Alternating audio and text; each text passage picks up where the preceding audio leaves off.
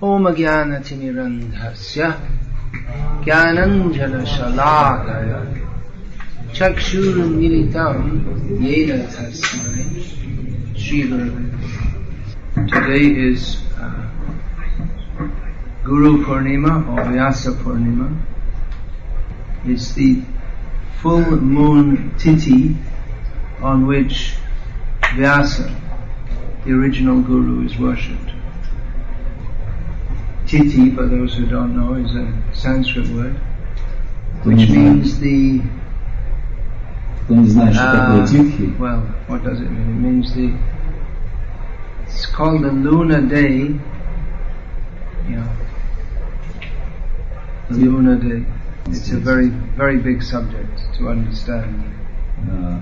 How the Tithi interacts with the solar day and all this kind of stuff. Anyway, it's a very auspicious day for an initiation ceremony. Initiation is auspicious in and of itself, if the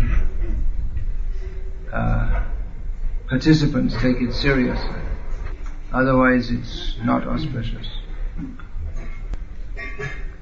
Later, after this class, there will be further speeches on the meaning of initiation. But I'll just give a few introductory words in this regard. Those who are taking initiation, there are some basic points they should understand. The 10 basic points which Bhakti Thakur has elaborated. These are taken from Sri Madhvacharya and Sri Baladev Vidyabhushan with Bhakti Thakur's own contribution. The first point to be understood is that reality is to be understood through the Shastra as received in disciplic succession. Amnaya Praha Tattvam. And the first basic point is that Hari, the Supreme Personality of Godhead, He is supreme. He possesses all power, Sarva Shaktim. So all theists would agree with this, would accept this. But by the way, these 10 points, they are according to, as Chaitanya Mahaprabhu has presented. Bhaktivinoda Thakur is presenting them as Chaitanya Mahaprabhu has presented them. Chaitanya Mahaprabhu's particular contribution is understanding of Sri Krishna as Rasabdhim, an ocean of rasa, of sweet, actually sometimes apparently not sweet, flavors, emotional flavors, we can say. That's a good definition. And the jiva is subordinate to him. Of course, this within these axioms there are other axioms included. For instance, the first one, Harim Eha Parama, that Hari is supreme, presupposes that there is a supreme. Amnaya Praha Tattvam, the Amnaya, the Veda speaks of reality or the subject to be understood. Well, that presupposes that there is a subject to be understood. There's some people say that, well, there is no reality, there is no supreme, there is no ultimate principle behind everything. Can anyone think of a verse from Bhagavad Gita in which Lord Krishna discusses this?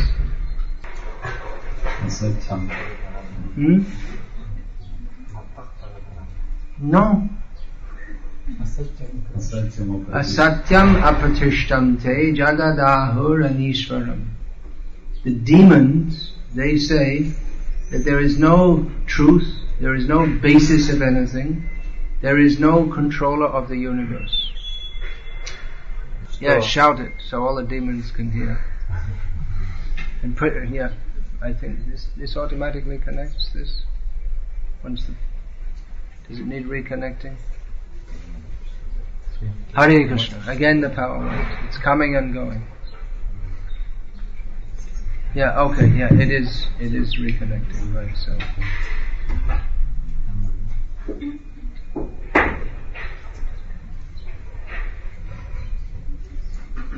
Yeah. The power is coming and going, the current. I guess they thought because it's hot like India, they should make the power supply like India also.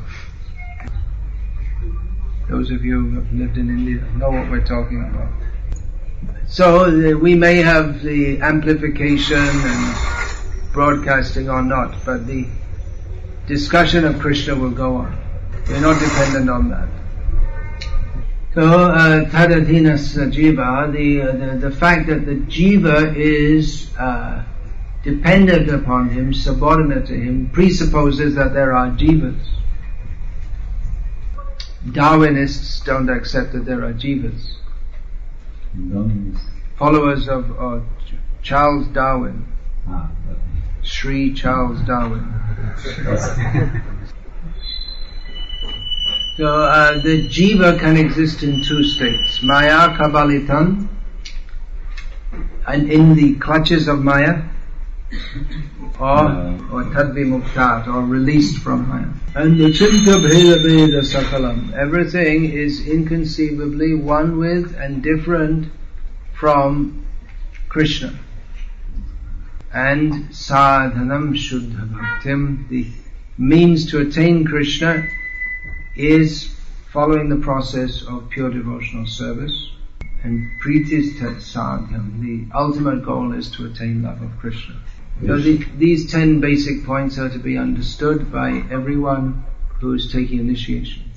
If you don't believe some of these points, then don't take initiation. And if you do believe these 10 points, then you should take initiation. Now today also there are some candidates for Brahminical initiation. I've spoken at much length in English in various lectures about the meaning of what it means to be a Brahmin, and especially Srila Prabhupada's vision of this. I'll briefly summarize some of these points. It's quite a big topic. Now one thing is, it's not necessary to take what Srila Prabhupada called Brahminical initiation. Hare Nama, Hare Nama, Hare Nama Eva Kevalam Kalo Nastreva Nastreva Nastreva Gatiranyata.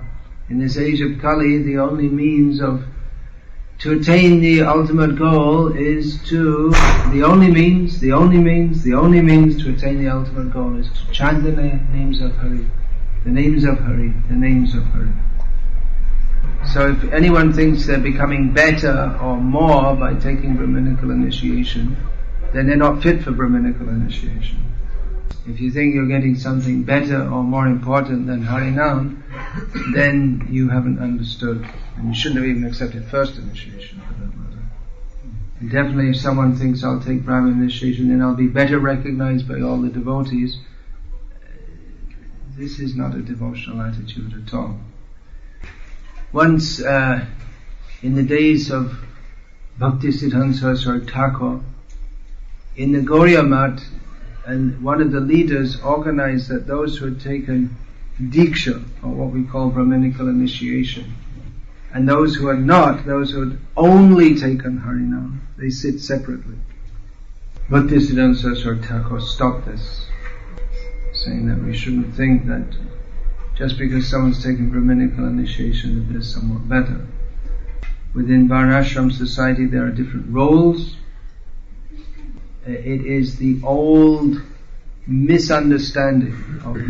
perennial misunderstanding of Hinduism that one has to be a Brahmana to be spiritually advanced.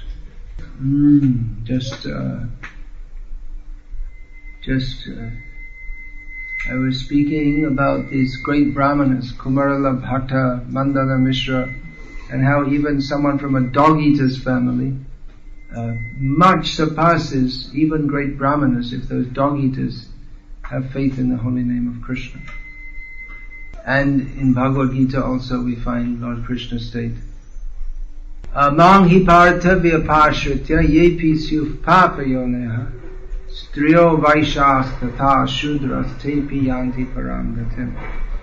Lord Krishna says that even persons of sinful birth, lower birth or sinful birth, such as women, Vaishyas or Shudras, if they take shelter in me, Krishna says, they can attain the highest destination. Sve sve kamanya bhirata sangsiddhim navate naraha. Lord Krishna says, whatever caste one may be, by performing his work according to his situation, he can attain full perfection.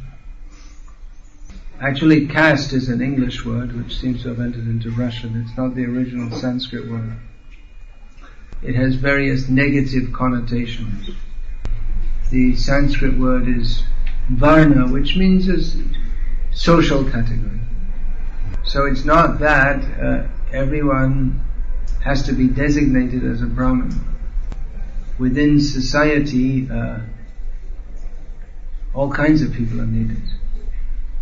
Farmers and farriers and shearers and teachers of brahmanas and administrators, all kinds of people are needed. Yeah, you can give some example. Farrier means someone who puts shoes on horses. Shearer means one who takes the wool from the man's body. So these are traditional roles in society. Potters and barbers and prostitutes, it's there in every society, including in Dwaraka. Devotees, if you're already practicing, no need to become a prostitute. Not recommended. But anyway, the point is that there are all different roles within society. And Srila Prabhupada said that not everyone has to be Brahmanically initiated. Those who exhibit such qualities, they may be Brahmanically initiated. But within Vaishnava society, everyone who serves Krishna sincerely is a devotee. Chaitanya Mahaprabhu said, where is that verse? Nicha jati nahe Krishna bhajane ajoga. Shadkul Brahman, Shadkul Vipra nahe bhajane jogya. Je bhaje she baro abhakta hinacha. Krishna bhajane nahik jat kuladi vicha. Chaitanya Mahaprabhu said that one in a lower birth, that is not a disqualification for worshipping Krishna. Nicha jati, that means lower birth or lower occupation. Yeah, Chaitanya Mahaprabhu said that merely by dint of birth, one born in a respectable Brahmana family is not eligible for bhakti. And whoever worships Krishna, Chaitanya Mahaprabhu said, is glorious. And non-devotees, he said, are all simply low and rejectable. So in devotional service to Krishna, the considerations of caste and social position, they are not applicable. So yeah, it's not that everyone has to be Brahmanically initiated. Srila Prabhupada wanted to create a new class of Brahmanas as spiritual ideals to guide human society. So actually the standard should be very high. It's not just that everyone who's been initiated for 6 months or 1 year or 2 years should be automatically Brahmanically initiated. They should, qualities of a Brahmin should be understood. They should be learned in Shastra. Jnana vijnanam astikyam. The qualities of a Brahmin are mentioned. Understanding of Shastra, knowledge of Shastra and realization of that knowledge. Or as Srila Prabhupada said, called the Brahmanas the intelligent class of them. So people who, after 25 years they can still hardly remember even the basic songs, or they don't know any verses from Bhagavad Gita, there's no need for them to be Brahminical initiated. Let them chant Hare Krishna, do some service and be happy. Not everyone's going to be a great scholar. Actually, even to know Shastra, that's to have some knowledge, we have no idea what it means to be a knower of Shastra. Probably the best Pandits in India today, they were like just normal Brahmanas of a few generations ago. In ISKCON today, if someone knows 5 or 10 verses, devotees think they're highly learned. How many devotees here would not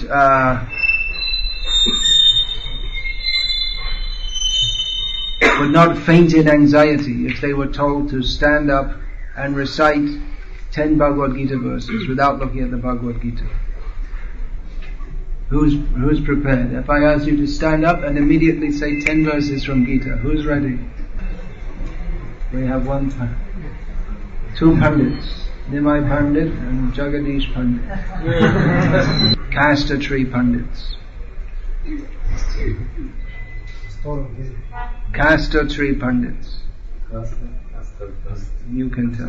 A castor plant is a little bit high and it looks a little bit like a tree. It's like an overgrown weed.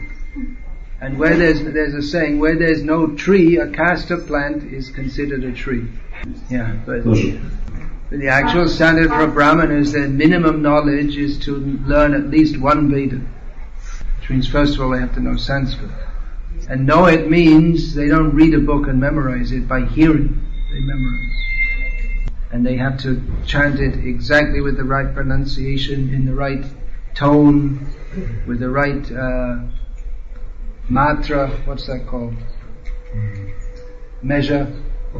Yeah, and then there's all, they can recite it one syllable at a time, and then first syllable, second syllable, third syllable, second syllable, third syllable, fourth syllable, third syllable, fourth. What's that? The krama part, ghana part, and they can recite it all different ways. That's minimum. Then you have Dvivedi, Trivedi, Chaturvedi, those who know 2 Vedas, 3 Vedas, 4 Vedas. To study Vedanta Sutra, first of all you have to study Nyaya, logic, and Mimamsa, hermeneutics. Nyaya, Mimamsa, logic, and hermeneutics it means Shastra. The techniques of understanding Shastra are given in Mimamsa. Of course you should know all the Vedangas also. You should be trained in Vedangas, which is, what is that? That's Vyakaran, grammar, then Nirukti, meanings, then Jyotish is astrology, Chanda is meter, these are the 6 auxiliary parts of the Vedas. Kalpa, So to be the leaders of human society, one should be very learned. One can study Prabhupada's books to get the essence of all of this. So I ask those who are to be Brahminically initiated by myself to have read all of Prabhupada's books or have to have taken a Bhakti Shastri course. To have passed that. To have read them all at least once. Of course, it's not necessary, even by reading the books doesn't necessarily mean you understand them. We find people who read the books and still they have gross misconceptions. Hey Pujari, how about cutting that into little pieces? You know, instead of Gaurnitai having to pick up the whole thing and chew on it, cut it into pieces. It's like, in civilized, in Brahminical culture, you don't pick up a whole loaf and start chewing it. You cut it into pieces. I saw yesterday one whole loaf, like Gaurnitai have to pick it up and pick up a whole loaf and start chewing on it.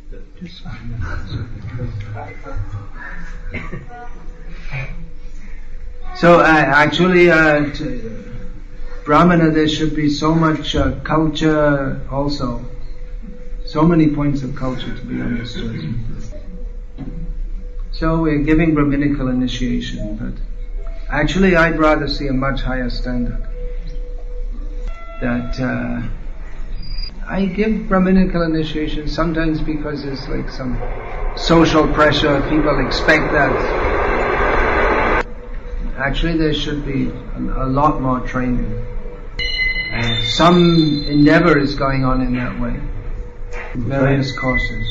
Srila Prabhupada is widely reputed to have said that the children, or the grandchildren of my disciples, they will light the fire of Vedic sacrifice by mantra. Anyone ready for that? I don't think so. That requires a very high level of expertise, purity and training. But we should start to move toward that level. Not that just anyone who's been around for 1 year or 10 years or 20 years is just awarded Brahminical initiation. So don't think that if one is being Brahminically initiated, that one is in a better position than those who are not. Those who have great faith in and taste for the holy name, they're in the best position. And again, of course, taste for the holy name, that is not necessarily that one is attracted to it as a musical feature, but one is attracted to the holy name, understanding that Krishna is his name. And those who are accepting Guru are entering into a very deep commitment. Recently a disciple from Russia wrote to me saying that she was feeling a lacking in the relationship between herself and myself, which might not be surprising if you only see someone briefly once a year. Then it might not be surprising if you feel the relationship is not strong. So I wrote back and said, well, please describe to me, write describing what you understand the relationship between the Guru and the disciple to be. What is the basis of that? What is its nature? I didn't get a reply yet to that. We shouldn't think that the relationship is like some mundane relationship. It is, the most basic definition of Guru is teacher. So I get a little I don't like it when people think, they're all the time saying, give me your mercy, give me your mercy, give me your blessing. But what about give me your instruction? Give me your blessing means I'm already doing everything all right, so you just give your blessing. Blessing comes in the form of instruction, but are you prepared to follow that? Asking for blessing, it is, I'm already doing everything nicely and you don't need to tell me anything, but just give your blessing.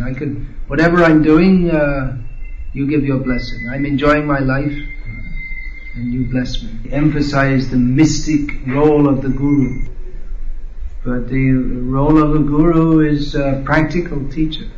Instead of waiting to have some vision of light emanating from his nostrils, you should listen to what the Guru says and follow his instructions.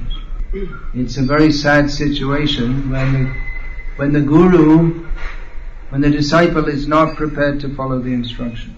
There are many disciples who, they're supposed to be disciples, but they don't want to follow the instruction.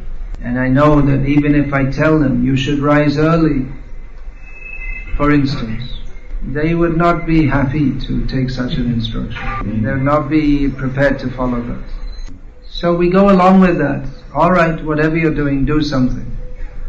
But that's not really the proper status of a disciple.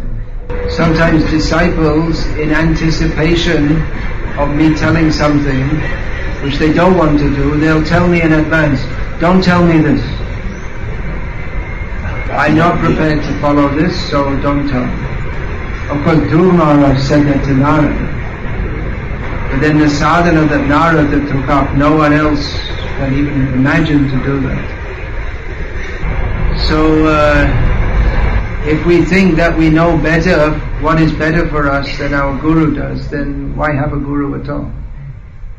You just give me your blessings and I'll go on with my life, you go on with your life, and I'll be happy and you'll be happy. When disciples don't want to follow their guru's instructions, they say, my guru doesn't understand me. He understands you very well, you rascal. He has seen through all your hypocrisy. But you're such a hypocrite that you want to blame him for your not being spiritually advanced. You won't take his instruction to become spiritually advanced. So today is an auspicious day for initiation. So be initiated, not just as a formality, but initiation is the first solid step on the path back to Godhead. It's joyful if we are prepared to follow. Otherwise it's lamentable. Alright, is there any question about this, please? Yeah. Sit properly. Have you ever heard Prabhupada say that? If a disciple still not fulfilled previous instructions received from Guru, should he inquire for new instructions? Yeah, say it again in English. Do you have any particular situation in mind? No. Alright. Well, yeah, obviously, if one takes instructions, one should follow them. Srila Prabhupada once said that let me say something else. There are different kinds of instructions. There are, like this, sit properly. One may be habituated to sitting in an unusual manner, so that the failure to sit properly is not going to be a major obstacle, or that one is slow to follow that instruction. That's not going to be a major obstacle in one's spiritual advancement. There are gradations of instructions. At initiation we vow not to eat meat, not to take amish, which means meat, fish, eggs, onion, garlic. Meat, fish, eggs, garlic, onions. Not to take intoxication, not to gamble, and not to indulge in illicit sex. We don't vow to sit properly. It's an instruction not on the same level.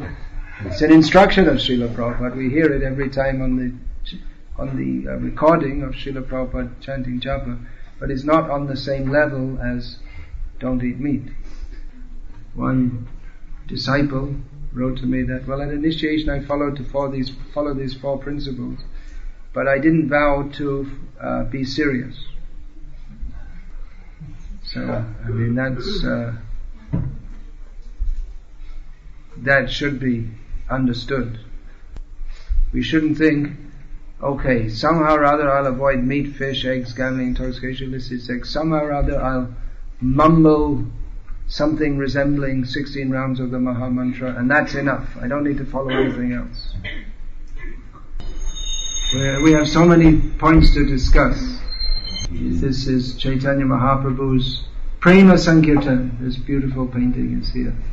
So we'd much rather discuss topics of Chaitanya Mahaprabhu's Prema Sankirtan.